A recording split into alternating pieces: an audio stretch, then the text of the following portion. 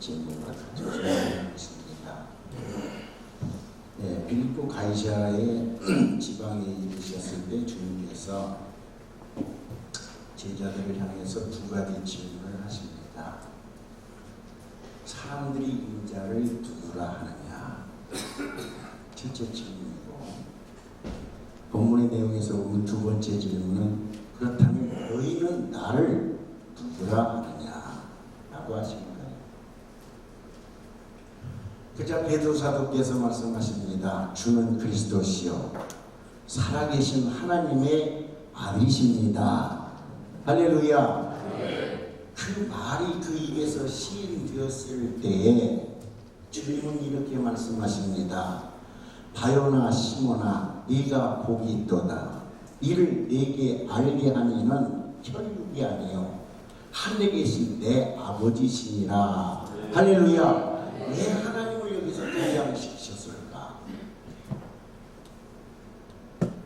우리가 교회 목회자로서 우리 교회의 가장 기초가 되는 신앙 고백이라고 한다면 바로 주는 그리스도시요 살아계신 하나님의 아들이십니다 라고 하는 그 고백 위에 교회가 세워졌다고 저도 설교를 하지요.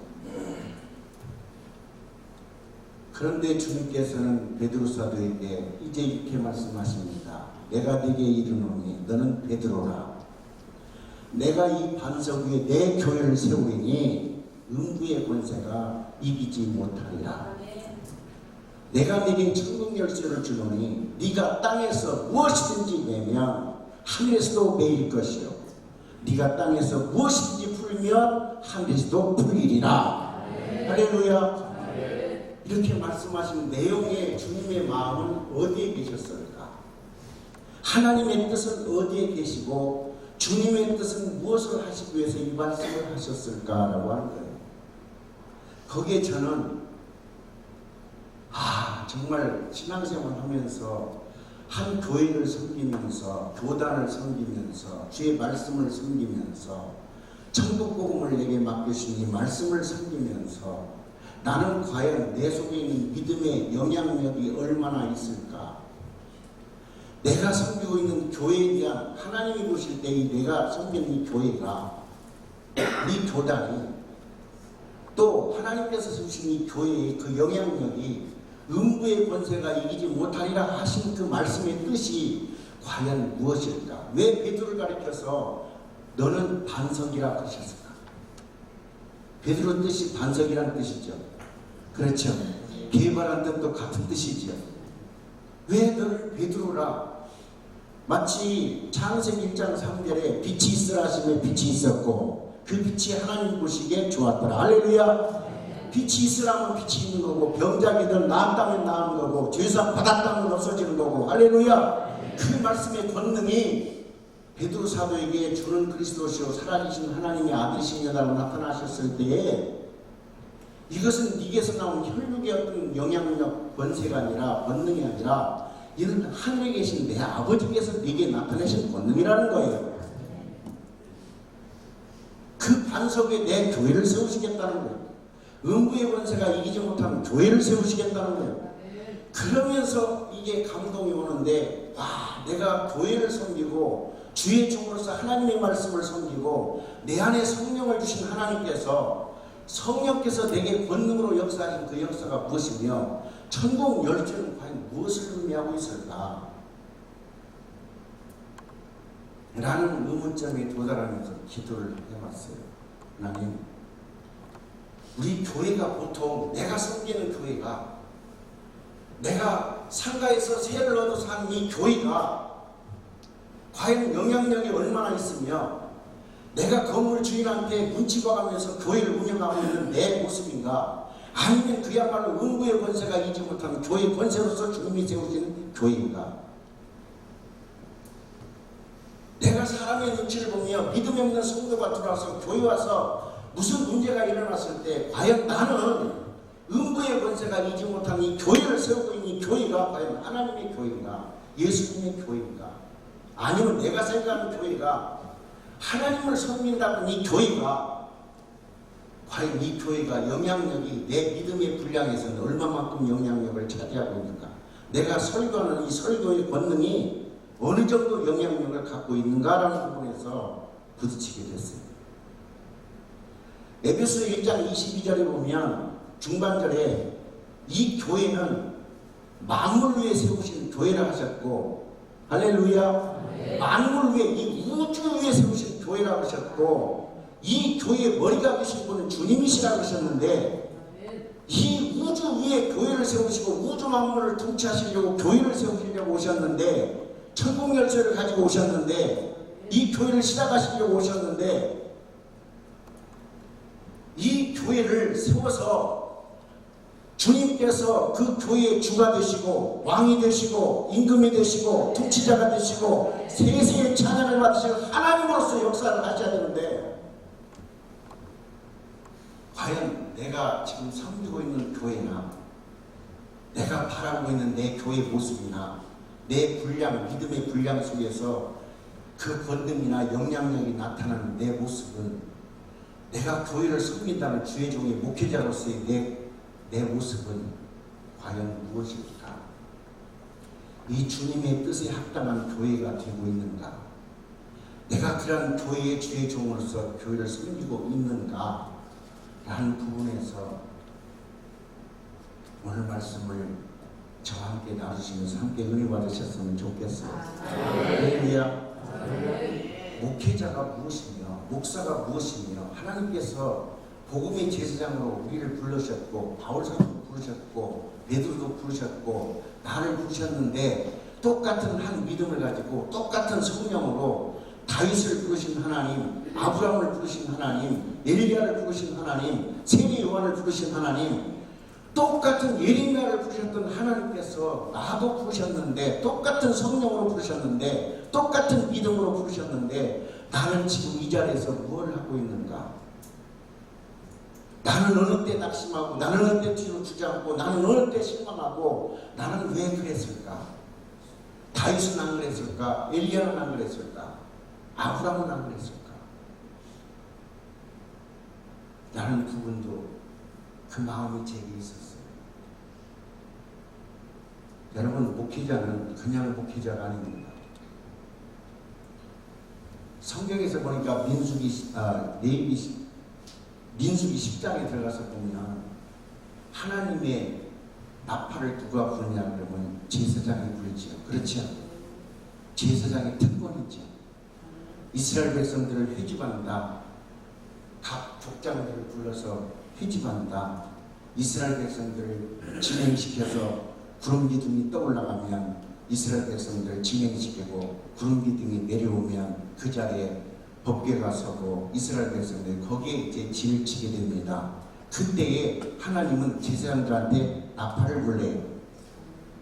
그러면 나팔을 부는데 제사장들의 소명 중에 소명인데, 우리가 하나님으로부터 기름 부음을 받고 목사가 되어서 교회를 섬기고 말씀을 섬기는데, 하나님 말씀을 섬기는데, 내가 복음의 제사장이 이런다고 한다면, 나도 나팔을 불 수 있는 제사장, 나한테 나팔을 맡겨주셨다는 복음의 제사장이라고 한다면, 과연 인간들만 복음의 제사장일까? 성경에서 찾아보았어요. 근데 계시록 가서 보니까 7 천사가 7 나팔을 들고 있어요. 첫째 천사가 나팔을 붑니다. 4 생물이 움직입니다. 둘째 천사가 나팔을 붑니다. 셋째 천사가 나팔을 붑니다. 7번째 천사, 마지막 천사가 나팔을 불 때에 하나님께서 주의 종들을 통해서 주신 복음과 같이 이루어진다 했으니, 할렐루야! 이 천사들은 어떻게 해서 나팔을 불고 있었을까? 그들은 누구일까? 하나님의 제사장이, 복음의 제사장이, 하나님께서 택하신 기름 부은 제사장이 인간들만 아닙니다. 천사들 중에서도 나팔을 가진 천사, 복음의 제사장의 깃볼을 가진 천사들이 있고요.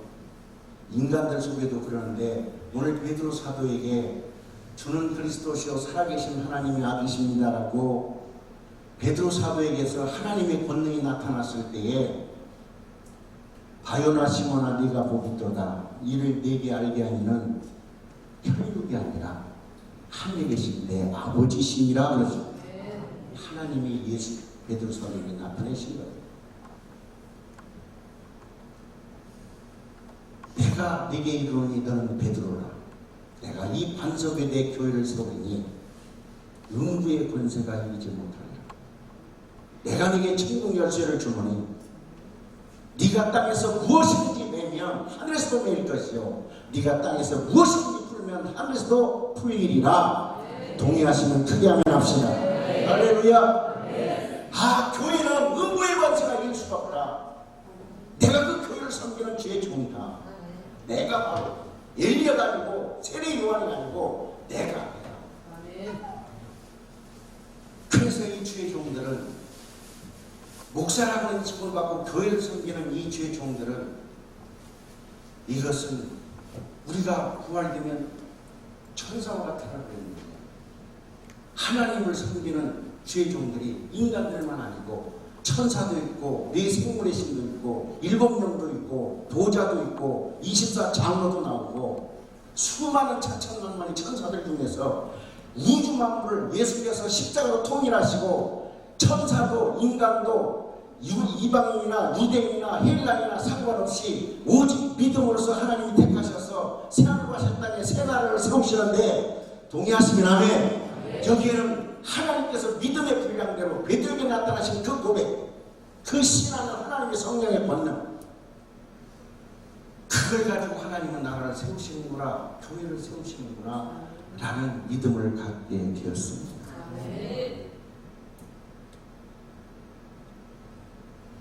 제가 이런 비유를 드리면 여러분들이 왜 사람들이 인자를 누구라 하느냐라는 그 마음을, 주님의 그 마음을 깨달을 수 있으시라고 저는 봐요. 그렇다면 너희는 나를 누구라 하느냐라고 하셨을 때 그 질문, 두 가지 질문 속에서 베드로 사도의 입을 통해서 성령의 권능이 나타나는데, 하나님의 권능이 나타나셨는데, 이것을 주님께서 역사하실 때, 주님께서 베드로 사도를 역사하실 때 왜 이런 어떤 마음을 가지고 역사하셨을까? 자, 제가 이런 질문을 한번 드려볼게요. 질문이 아닙니다. 그냥 예화로 들으시면 되겠어요. 자, 제가 세문교회를 섬기고 있습니다. 세문교회 익산에 있습니다. 근데 저는 이 세문교회가 만물을 위해 세우신 교회라고 저는 믿습니다. 그렇다면 이 세문교회를 익산에 있는 사람들, 시장이나 전라북도 도지사나 정치인들이나 경제인들이나 연예인들이나 사업하는 사람들이 가서 세문교회가 뭐하는 것입니까? 라고 물어봤을 때, 일본에 가서 일본 정치인들이나 기업하는 경영인들이나 연예인들이나 가서 당신 세문교회가 무엇하는 곳인 줄 아십니까? 라고 물어봤을 때, 미국에 가서 미국의 정치인들이나 미국 사람들이 가서 당신 세문교회가 무엇하는 곳인 줄 아십니까? 라고 물어봤을 때 그들이 세문교회를 알까요? 모를까요? 그들에게는 관심도 없습니다. 알아본 적도 없습니다.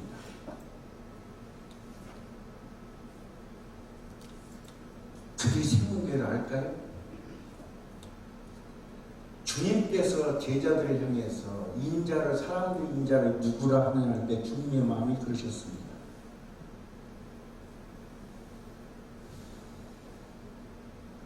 그렇다면 제자들을 향해서 묻는 거예요. 그렇다면 너희는 나를 누구라? 제가 세문교회 성도님들한테 물어봤어요. 여러분은 세문교회 나오는 성도들이지 않습니까? 여러분은 세문교회 와서 예배드리고, 세문교회 와서 기도하고, 세문교회 와서 봉사하시고, 세문교회 목사와 함께 하나님을 섬기고 찬양하고 감사하고 세문교회 성도들로서 지금 하고 있는데, 여러분 세문교회가 뭐하는 곳입니까? 여러분 세문교회를 어떻게 나타내고 있습니까? 여러분은 세문교회를 어떻게 자랑하고 있습니까? 아니면 반대로 여러분 세문교회를 여러분 어떻게 여러분을 통해서 세문교회가 여러분의 믿음에 의해서 어떻게 지금 그 처지가 여러분께서 어떻게 지금 증명되고 있습니까? 제자들한테 무슨 말씀이 그거다. 그래서 베드로 사도께서 주는 그리스도시요 살아계신 하나님의 아들이십니다 라고 했을 때 그 고백을 이는 혈육이 아니라 이걸 알게 하시는 하늘이신 내 아버지시라. 아무도 뭘 관심도 없는 세번교회를, 세번교회 신앙생활은 너희들은 어떻게 지금 세번교회에서 무슨 마음, 무슨 믿음, 어떤 목적으로, 어떤 뜻으로 신앙생활을 하고 있느냐라고 하는 뜻과, 아니면 너희들은 나가서 세상에서 알아볼 때 지금 지구촌에 있는 모든 사람들이 세번교회를 어떻게 못하는 것이라고 알고 있는가 할 때, 당시에 주님께서는 교회를 세워서 오셨고 천국 열쇠를 주시기 위해서 오셨고, 그런데 누구를 세워서 누구를 어떻게 하느냐? 참으로 세상을 바라볼 때 합니다 하십니까? 우리가 이 위치에서 지금 목회하고 있다고 한다면 저와 여러분이 더 큰 은혜 속에서 주님과 가까워지기를 축원합니다. 우리 예수님 한번 찬양할까요? 어떻게 얼마나 은혜가 되는지요? 우리 다 같이 한번 합시다. 예수님이 얼마나 귀하신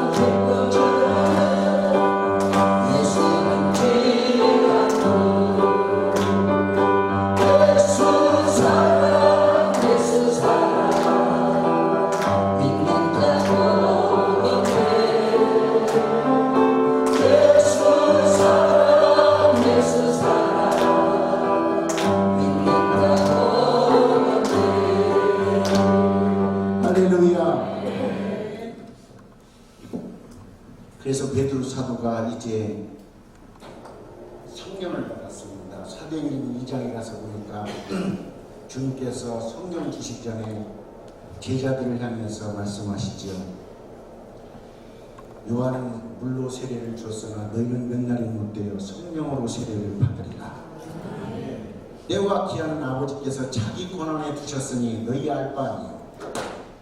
너희가 성령을 받고 권능을 받으면 예루살렘과 온 유대와 사마리아와 땅 끝까지 이르러 내 증인이 되리라.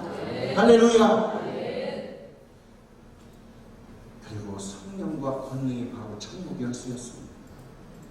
오순절 날이 이만이 강하고 급한 바람처럼 마가의 다락방에 불의 혀같이 성령이 각자 위에 임하시고 각자에게 충만하게 임하시니 저희가 이제 성령의 말하게 하심을 따라 말하는데 그것이 방언이었다고 그랬습니다. 그리고 베드로 사도가 외치기 시작합니다. 성령 받고 외치기 시작합니다. 천국 열쇠가 있습니다. 너희가 죄 없는 예수를 잡아 죽였으나 십자가에 못 박아 죽였으나 하나님이 죽은 자 가운데서 그를 다시 살리셨고 하나님이 그로 하여금 주와 그리스도 되게 하셨느니라. 우리가 이 일의 증인이로다. 할렐루야. 외치기 시작하면서 예수 이름으로 세례받고 죄사함 받으라. 그러면 하나님께서 너에게도 성령을 주시리니. 할렐루야. 그렇게 외치니까 3,000명씩 회개하고 돌아옵니다. 5,000명씩 회개하고 돌아옵니다. 나면서부터 안전병이 된 그 성전 비문에 앉은 그에게 내가 내 가진 것으로 네게 주오니 나사렛 예수 이름으로 일어나 걸어라. 하나님 발에 발목에 힘을 얻고 뛰며 걸으며 하나님을 찬미하고 성전을 뛰어다닙니다. 할렐루야. 죽은 여제자 다비다에게 일어나라. 사도행전 5장에 보면 성령을 속이고 밭을 팔아서 얼마 값을 뒤에 숨겼던 성령을 속인 아나니와 삽비라에게 네 마음에 사단이 가득해서 성령을 속였느냐고 했을 때 즉사에 베드로 사도가 내가 그토록 목회하고 싶은 부흥시키고 싶은 교회, 내가 세우고 싶은 그 교회가 베드로 사도처럼 능력부가 승리받아서 나도 3,000명씩 회개시키고 5,000명씩 회개시키고 죽은 자도 살리고 병자도 다 고치고 수건만 찍어도 병자가 낫고 나도 그런 목회자가 됐으면 얼마나 좋았어요. 우리 목회자의 로망 아닙니까? 아멘. 그렇지요? 아멘. 그런 꿈을 안고 본 목회자가 아마 한 번도 없을 거예요. 저도 그랬죠. 목회 성령 충만 내받고 하나님 제가 5,000교회를 세우겠습니다. 다른 게 아니라 담임 목사로 정 목사, 그 다음에 거기다 하나 더 붙잡고 부목사 둘만 딱 쪄서 딱 해서 딱 교회 하나 세우고 또 교회 하나 딱 세우고 해서 5,000교회를 전 세계에 세워보겠습니다. 하나님 익산시내에 인구가 34만인데 그 인구 중에서 11조를 저한테 주십시오. 34,000명 달라는 거예요. 그리고 거기다 덤으로 6,000명을 플러스 해가지고 4만 명 목하게 해주세요. 목회하게 해주세요. 제가요 목사 한 수 받고 나서요 막 그렇게 막 성령이 충만해가지고 기도했는데 그게 나중에 알고 보니까 뻥이었어요.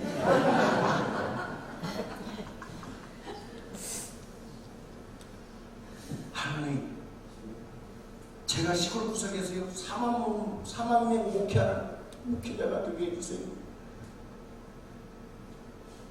주님은요 저의 소신의 그 생각보다도 저와 여러분이 선보이는 교회가 만물 위에 세워지기를 원하십니다.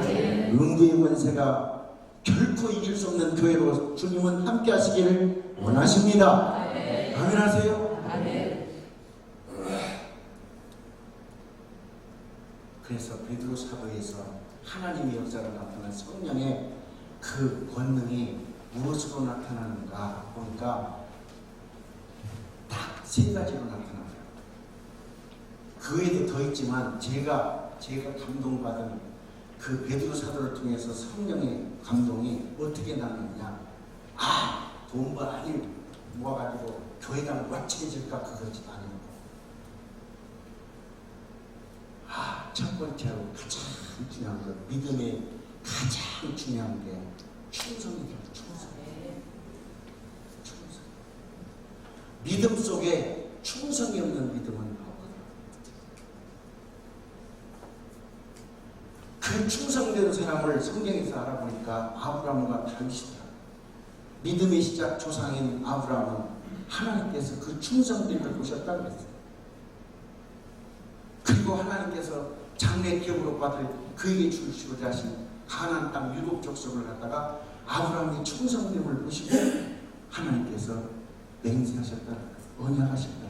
그게 어디가 있을까요? 느헤미야 9장 8절 한번 찾아볼까요? 느헤미야서 한번 찾아보십시다. 설교 빨리 끝내야 되는데 미안해요. 느헤미야 9장 8절 7절부터 8절 같이 한번 읽어보실까요? 주는 하나님 여호와시라. 옛적에 아브라함을 택하시고 갈대아를 위해서 인도하여 내시고 아브라함이라는 이름을 주시고 그 마음이 주 앞에서 충성됨을 보시고 더불어 언약을 세우사 가나안 족속과 헷 족속, 아몬 족속, 브리스 족속, 여부수 족속, 길가스 족속 땅을 그 씨에게 주게 하시더니 그 말씀대로 이루셨사오니 할렐루야. 아브라함이 제일 중요한 건 충성됨을 보셨다. 그래서 창세기 12장에 보니까 하나님께서 아브라함에게 말씀하세요. 너는 내 본토 친척 아비 집을 떠나 내가 네게 지시할 땅으로 가라 하시니 그때 이사야서 51장 2절에 보니까 아브라함은 그때 혈혈단신이었는데 하나님께서 그를 혈혈단신했을 때 그를 부르시고 그에게 복을 주어 창성케 하셨다 그랬는데 아브라함 속에 무엇이 있었느냐? 가장 중요한 믿음의 분량 속에서 충성이 들어있다는 거예요. 목회자가 충성하지 않고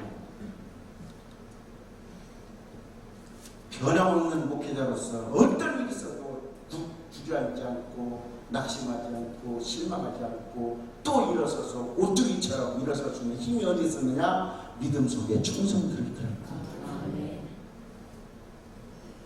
다윗은요, 여러분이 너무나 잘 알다시피 골리앗이 그 큰 골리앗이 어마어마한 힘과 장비를 가지고 무기를 가지고 이스라엘 백성들을 조롱할 때에 다윗은 17세였습니다.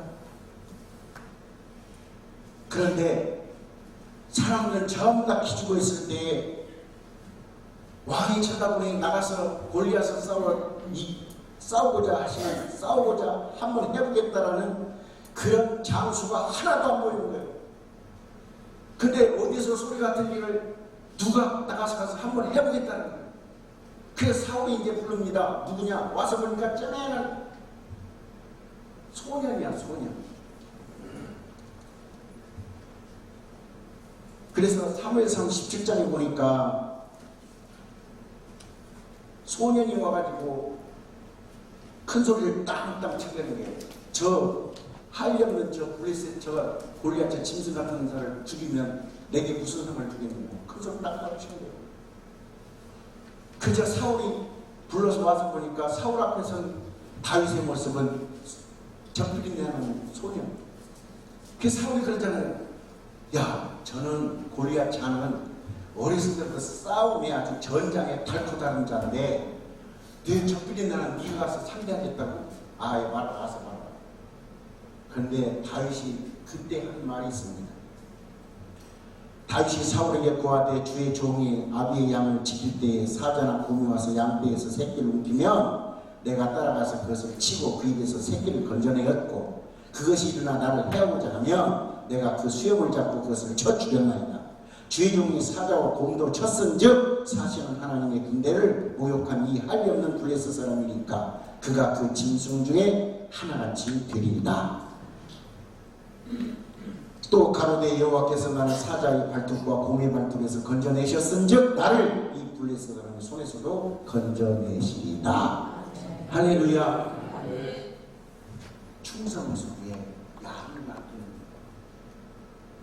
양을 사랑하는 양을 지키겠다는 교회를 지키겠다는 그 마음, 이것이 충성 속에 양을 사자랑 곰이 물고 갈 땐 그 아가리를 걸려서 찾아내고 아니 그 곰이 나한테 달라들면 수염을 잡고 쳤겠다. 하나님께서 그러셨다. 저희 교회에 자인이라고 한 6살 되는 꼬마가 있어요. 아토피가 얼마나 심한지 길고 머리고 겨드랑이고 이런데 온 몸에 아토피가 얼마나 심한지 그 의사가 뭘 먹이지 말라는 아주 극소수로 제한되어 있어요. 그냥 키가 먹지를 못하니까 키가 6살 먹는데 키가 5살짜리가 더 작아.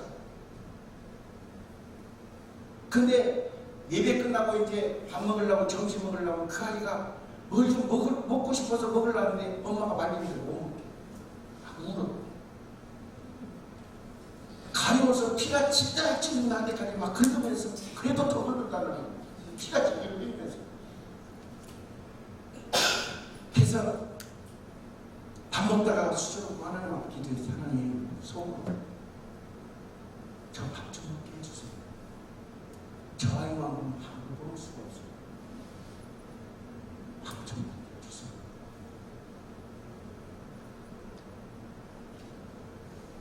그 하나님께서 그 기도를 들으셨는지요. 서울에 있는 병원에 가서 알러지 검사하니까 부분이 진단이 나왔어요. 저녁마다 집사 엄마 불러갖고 저녁마다 자기 전에 꼭 손잡고 기도해주라. 하나님이 분명히 치료해 줄 것이다. 나는 감동받았다. 내가 감동받았으니까 이 아이 분명히 치료된다. 하나님 치료해 준다. 그러니까 자기 전에 꼭 손잡고 치료해주라. 치료해달라고 기도해주라. 엄마한테 예의를 하겠습니다. 엄마 소원이 있지 않겠어요? 근데 몇 달 전에 그렇게 했는데 얼마 전에 애가 병이 거의 없더라고요. 고기를 막 했는데 고기를 막 얼마나 잘 먹는지 몰라. 그래가지고 너무너무 감사해서 그 모습을 보고 그 엄마 저기 불렀고 봉투나 좀 해서 맛있는 거 사.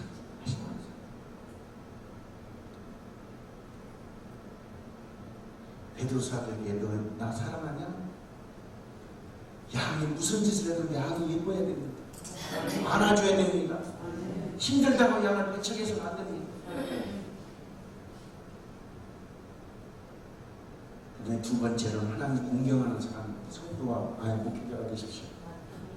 하나님 공경하는 사람 다해서 보니까 다니엘과 그 친구들이 나옵니다. 느부갓네살이 그들 앞 평지에 금신상 만들어 놓고 풍악 울리면 전부 다 그래서 우리로만 예배죠. 전부 다 그 금신상한테 절하라고. 그러면 거기에 있는 하나냐, 미사엘, 아사엘 누굽니까? 도지사죠, 도지사. 다니엘의 추천을 받아서 특채로 도지사로 임명된 세 사람입니다. 그러면 도지사도 영향력이 다르다고. 제주도 도지사, 경기도 도지사 영향력이 다르고 익산시장하고 서울시장 영향력이 다른데 이 세 사람은 다니엘의 특별한 추천을 받아갖고 느부갓네살 왕이 세운 도지사 됩니다. 그런데 그 금신상한테 절하고 하는데 절하게 하면 거기에 어떻게 사용시킨다고 해서 푸른불에 집어넣는다고 합니다.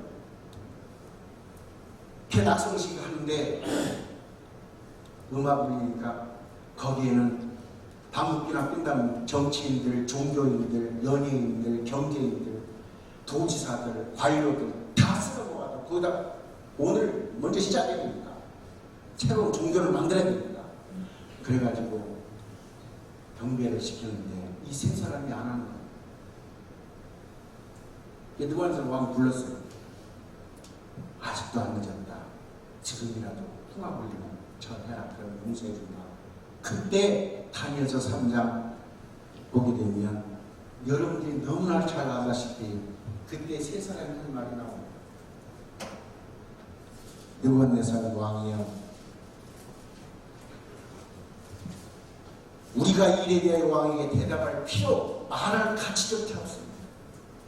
만일 그럴 것이면 왕이여, 우리가 섬기는 우리 하나님이 우리를 극렬히 타는 풀무불 가운데서 능히 건져내시겠고 왕의 손에서도 건져내십니다.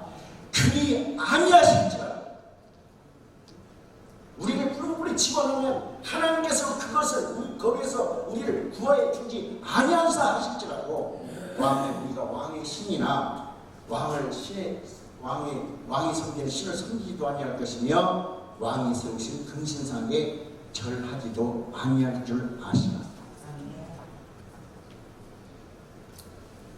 우리가 목회를 하다 보면 환경이 어려움이 올 수 있고 사람에게서 어려움이 올 수 있고 정치적으로, 경제적으로, 문화적으로 유행에 따라서 얼마든지 우리 주에 하나님의 말씀을 혼돈케 하고 변개시키려고 하는 세력들이 얼마나 많습니까? 새로운 종교가 튀어나오고 이단들이 튀어나오고 우리 주위에서 혼합주의가 튀어나오고 다원주의가 출현하고 그런 속에서도 일편단심 오직 하나님을 향해서만 여호와 하나님을 향해서만 그들의 신앙의 지조는 변하지 않았습니다. 할렐루야. 이 성경에서 보니까 공경이더라고. 하나님을 경외하는 신앙이더라고. 그 믿음이더라고. 조금 어려움이 있으니까 낙심하고 뒤로 물러가고 불평하고 아닙니다. 설사 우리를 뿔뿔이 집어넣으면 그 속에 태워 죽임을 당한다 할지라도 하나님께서 우리를 구원해 주시지 아니하실지라도 나는 절대 그 앞에 절할 수 없다. 그게 공격이더라고. 세 번째로는 순종입니다. 세상 말로는 절대 복종이라고 그러죠. 모세는 가데스 바네아까지 이스라엘 총회를 이끌고 왔습니다. 그들이 물이 없으므로 막 불평하고 원망합니다. 민수 20장에 보게 되면 우리를 차라리 광야에서 죽여버리든지 아니면 우리 형제들이 죽을 때 같이 죽여버리든지, 여기는 유아가 없고 뭐 음식도 없고 마실 물도 없는데 우리 여기까지 끌고 가지고 죽일 거냐고 모세에게 막 부대타를 일으킵니다. 그때 모세가 하나님 앞에 엎드려 기도합니다. 그때 하나님께서 모세에게 말씀하십니다. 너는 이 총회를 끌고 저 반석 앞으로 가서 반석에 명하여 물을 내라 하라. 그러면 반석에 물 낼 것이니 그때 반석에서 나온 물로 너희들이 다 충만할 것이다. 할렐루야. 그런데 그때 모세는 하나님 앞에 명령해서 물을 내라는 그것을 버리고 혈기가 났는지 화가 났는지 양떼들한테 힘들어서 손질이 났는지 모르지만 이 폐악한 백성들아, 내가 너희를 위해서 이 반석에서 물을 내랴 하면서 반석을 2번이나 쳤다 그랬습니다.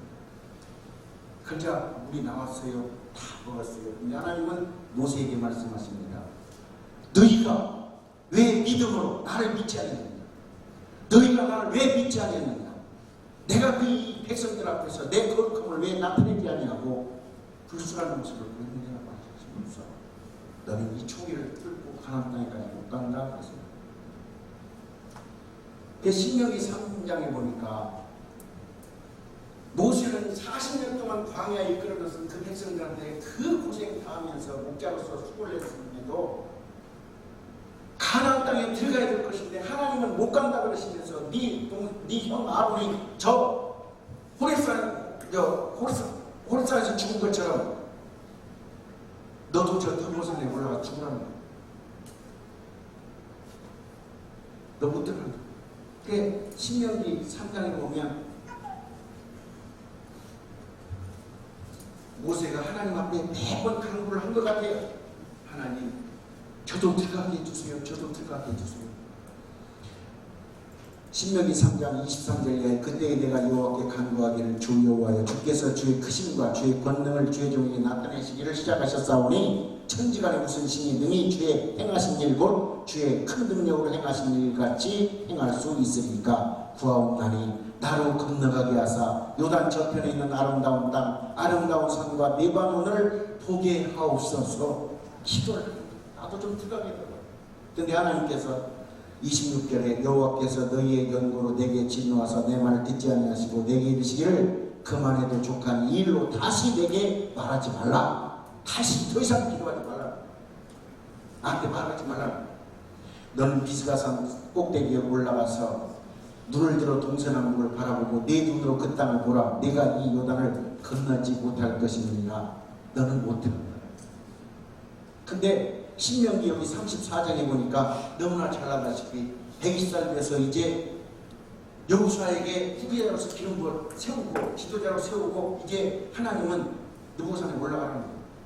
근데 그때 눈도 흐리지 않고 기력이 쇠하지 않았다는 것은 펄펄 기운이 났어요. 눈도 어디 흐려 뭐 그런 거 없어요. 펄펄 나고 아직도 힘이 척척한데 하나님 느보산으로 죽으라는 거예요. 그때 모세는 순종했습니다.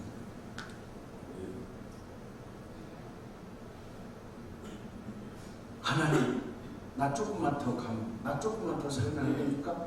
내가 이렇게 아직 힘이 있고 나무 지금 올라가 죽으라고. 그 주님의 생각이 나는 거예요. 너희 안에 이 마음을 품으라. 곧 그리스도 예수의 마음이니 그는 근본 하나님의 본체시나 하나님과 동등됨을 취할 것을 여기지 아니하시고 자기를 낮춰 종의 형상을 가져 사람들과 같이 되었고 사람의 모양으로 나타나셨으며 곧 자기를 낮추시고 십자가에 죽으시니라. 이게 믿음 안에 있는 절대적인 순종이었구나. 사랑하는 동역자 여러분, 오늘 저는 베드로가 이 세상 그렇게 수많은 사람들에게 하나님을 베드로를 꼭 찍어서 그에게 다 보내셨어요. 주는 그리스도시요 살아계신 하나님의 아들이십니다. 그래, 이걸 알게 하는 길을 위한 하나님이신 내 아버지십니다. 내가 내게 이르노니 너는 베드로라. 내가 이 반석 위에 내 교회를 세우리니 음부의 권세가 이기지 못하리라. 내가 네게 천국 열쇠를 주고 내가 땅에서 무엇인지 내면 하늘에서 매일 것이요 내가 땅에서 무엇인지 풀면 하늘에서도 풀리리라. 여러분, 이 천국 열쇠를 소망하시고 내게는 그런 성령의 권능이 믿음으로 나타난다면 여러분, 첫 번째로 충성을 사모하십시오. 5달란트, 2달란트 받은 자에게 주님은 칭찬하십니다. 이 착하고 충성된 종아, 충성해야 착한 종입니다. 네가 이 적은 일에 충성했으니 내 주님의 진국에 참여할지어다. 할렐루야. 아브라함과 다윗은 충성됨으로 목회. 두 번째로 다니엘의 새 친구나 다니엘은 사자부에 들어갈 줄을 뻔히 알면서 의인 지킨 걸 알면서 붉은 뿔에 들어갈 줄을 알면서 설사 하나님이 그것에 나를 구원하지 아니한다 하실지라도 나는 절대로 다른 신에게 절하지 않아. 다른 신을 숭배하지 않아. 오직 예수. 동의하시면 아멘 하세요. 그게 하나님을 경외하고 공경하는 거예요. 세 번째로 순종. 세상 말로 절대적인 복종이라고 그러죠. 그것이 믿음의 순종이었다는 걸 생각하는데 저는 모세를 생각했습니다. 기력이 왕성했고 눈도 흐리지 않았고 저는 안경도 안 쓰고 체리를 보고 저 요단강 저 끝까지 저 넘어서 가나안 땅 전체를 바라볼 수 있는 그 눈이 밝은 그 눈을 갖고 있음에도 하나님이 느부산에 올라가라 가서는 죽으라 하니까 아멘하고 갔다 올라가고 끊으십니다. 우리가 누구를 위해서 목회자가 됐습니까? 주님을 위한 줄로 믿습니다. 찬송가 270장 쳐볼까요? 이 찬송 부르시고 설교 마치겠습니다. 함께 은혜가 됐으면 좋겠습니다.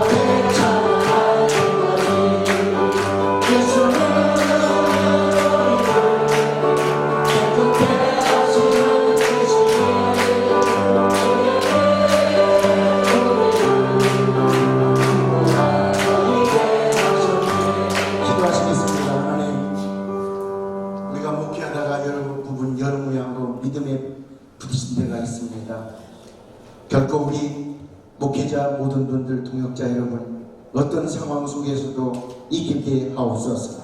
담대하게 하옵소서. 실망하지 않게 하옵소서. 낙심하지 않게 하시고 주여 세우라고 날마다 공급되어진 그 힘으로 일어서게 하옵소서.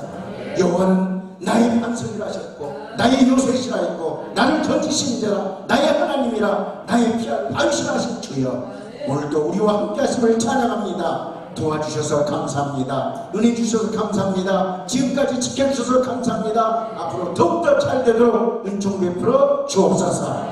존귀하시고 거룩하신 영생이신 이름 예수 그리스도 이름으로 기도드립니다.